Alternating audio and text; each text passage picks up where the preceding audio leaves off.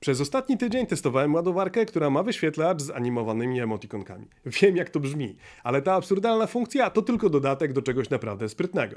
Joyroom Podix to ładowarka GAN z Kickstartera, której jeszcze nie ma w normalnej sprzedaży. Rozwiązała mi problem, z którym walczyłem od lat. Plątaninę kabli na biurku. Pokażę wam co robi dobrze, co mogłoby być lepsze i dlaczego brak jednej funkcji sprawia, że mam ochotę napisać do producenta list z bardzo konkretną prośbą. Lećmy!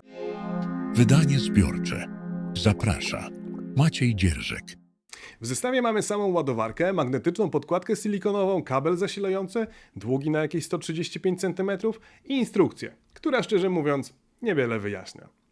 Rozmiar mniej więcej taki jak kostka Rubika. Plastik z certyfikatem ogniowym, waga niemała, bo prawie pół kilo. W dłoni czuć, że to nie jest plastikowa zabawka z AliExpress. To jest solidne urządzenie. Mamy 5 sposobów na ładowanie.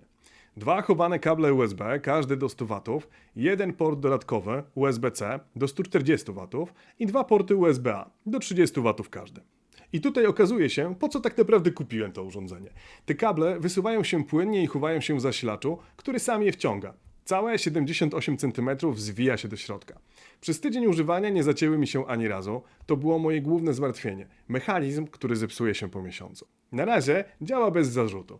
Joyroom twierdzi, że kable wytrzymują 15 kg wagi i 10 tysięcy wyciągnięć. Osobiście nie planuję nic wieszać na tym kablu, ani liczyć każdego użycia przez najbliższe 3 lata, więc musicie mi uwierzyć na słowo, że jak na razie działają bez problemu. Jeśli za rok kable będą nadal działać, dam znać w komentarzach. Albo nie dam znać, bo zapomnę. Tak czy inaczej, trzymajcie kciuki.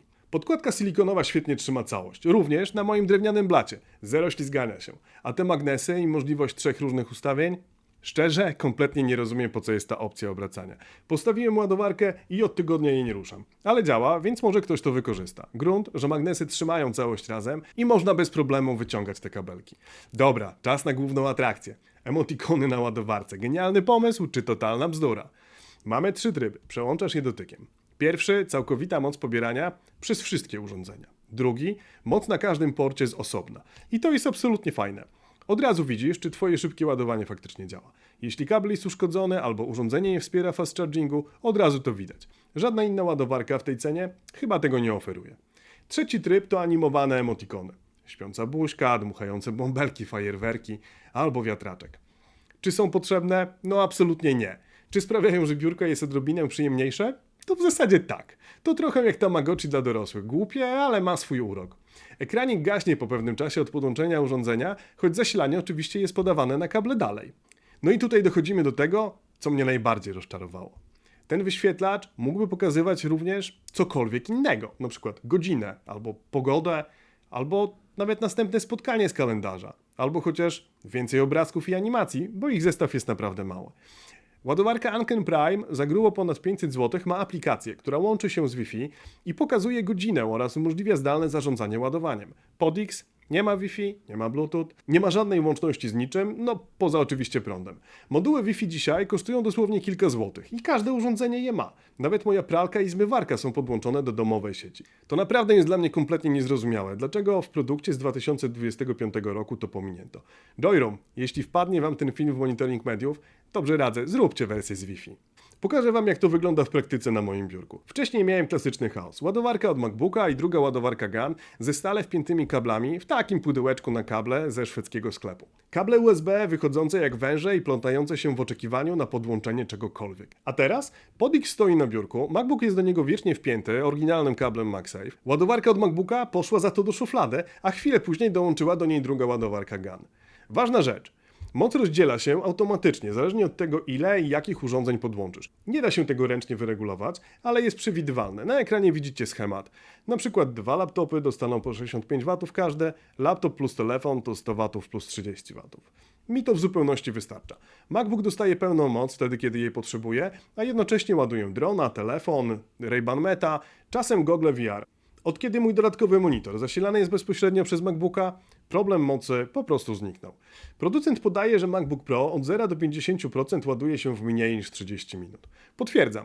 Testowałem i MacBook z podpiętym monitorem i dodatkową kamerą w czasie normalnej pracy, a nie laboratoryjnych testów i w czasie telekonferencji naładował się od 1% do połowy w te obiecywane 30 minut. Temperatura po dłuższym ładowaniu wielu urządzeń oczywiście rośnie, ale nikt raczej się nie poparzy. Standardowo jest ledwo ciepła. Jeszcze drobne wyjaśnienie dla tych, którzy zastanawiają się, czemu ciągle mówię o ładowarce GAN.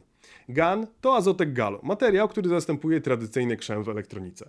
W zasadzie chodzi o to, że pozwala to upchnąć znacznie więcej mocy w znacznie mniejszej obudowie. Tradycyjna ładowarka 140 W miałaby rozmiar cegły, GANowa ma rozmiar kostki Rubika. Sprawność powyżej 94% oznacza dwie rzeczy. Mniej ciepła i trochę niższe rachunki za prąd. Nie jest to rewolucja, ale przy całodziennym ładowaniu, to się jednak liczy. A jeśli martwicie się o kompatybilność, Podix obsługuje niby praktycznie wszystkie popularne standardy szybkiego ładowania, w tym chiński UFCS. Czyli w zasadzie cokolwiek macie, powinno działać. I tutaj muszę powiedzieć o czymś, co odkryłem dopiero przy głębszym testowaniu. Mój Honor Magic 5 Pro teoretycznie obsługuje szybkie ładowanie 66 W. Podix teoretycznie obsługuje protokoły SCP i UFCS, które to umożliwiają. A w praktyce na wyciągniętym kablu z Podixa widzę stabilne 9 W. Na innych kablach podłączonych do portów USB-C udaje mi się wyciągnąć do 22 W, ale wtedy muszę odłączyć MagSafe od MacBooka. Dlaczego tak się dzieje? Telefony Honor i Huawei często nie aktywują szybkiego ładowania z ładowarkami firm trzecich. Na papierze wszystko się zgadza, ale w praktyce telefon nie dogaduje się z ładowarką i spada do podstawowego ładowania po USB. Czy to wada Podixa? Nie do końca. To jest problem całej branży. Ale jeśli macie telefon Honor, Huawei albo inny chiński model z własnym protokołem szybkiego ładowania, liczcie się z tym, że możecie nie osiągnąć pełnej prędkości. Podobno iPhony i Samsungi działają bez problemu. Przejdźmy do konkurencji, ale zanim o tym, trochę kontekstu. Kupiłem Podixa na Kickstarterze za $89, czyli jakieś 360 zł. Końcowa cena detaliczna nie jest jeszcze potwierdzona, producent mówi o czymś w okolicach $140, ale zobaczymy. Szukałem konkurencji z ekranami, ładowarek GAN o dużej mocy jest w ogóle sporo, ale niewiele ma ekrany, więc na tych się skupiłem. Jest na przykład Anker za podobne pieniądze, też 140 W, też ma wyświetlacz. Ale to zupełnie inna kategoria produktu. Ma łamaną wtyczkę, którą wpinasz bezpośrednio do kontaktu. Efekt? Ładowarka smutno zwisa na ścianie.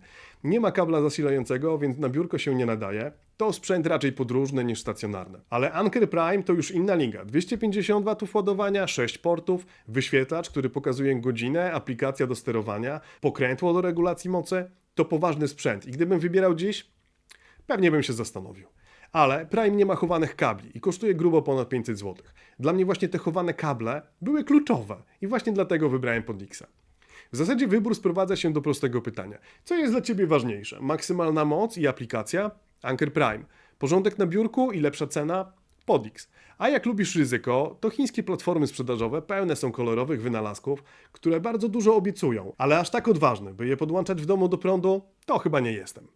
Ta ładowarka ma sens, jeśli masz chaos kablowy na biurku i szukasz eleganckiego rozwiązania. Jeśli ładujesz laptopa i kilka mniejszych urządzeń jednocześnie, telefon, słuchawki, drona, 140 W w zupełności wystarczy. No i jeśli lubisz gadżety z charakterem. Te emotikony albo Cię ucieszą, albo przynajmniej nie będą przeszkadzać. Natomiast jeśli potrzebujesz więcej mocy, bo masz 2 laptopy, monitory, stację roboczą, poszukaj czegoś mocniejszego. Jeśli zależy Ci na sterowaniu przez aplikacje i Wi-Fi, Podix tego nie ma i szczerze mówiąc nadal nie rozumiem dlaczego. No i jeśli szukasz czegoś na podróże, na pewno są lżejsze ładowarki. Joyroom Podix to urządzenie, które nie powinno działać na mnie tak dobrze, jak działa. Emotikony są absurdalne, brak Wi-Fi mnie frustruje, ale to nie przeszkadza mi w codziennym użytkowaniu. Magnesy do obracania, nadal nie mam pojęcia po co są. Najważniejsze jest to, że na biurku wreszcie mam porządek. I dlatego po tygodniu nie wyobrażam sobie powrotu do starego sprzętu. Te chowane kable po prostu działają, a uśmiechnięta buźka sprawia, że biurko jest przyjemniejsze. Czy jest to najlepsza ładowarka na rynku? Nie. Czy jest najbardziej urocza? Prawdopodobnie tak. Widzieliście wcześniej, jak Podix ładuje mojego drona. To DJI Neo 2, który kosztuje niecałe 1100 zł i jest najlepszym dronem na start tego hobby. Recenzję i testy znajdziecie tutaj. Produkty z Kickstartera ponownie testował Maciek Dzierżek. To było wydanie zbiorcze. Do zobaczenia.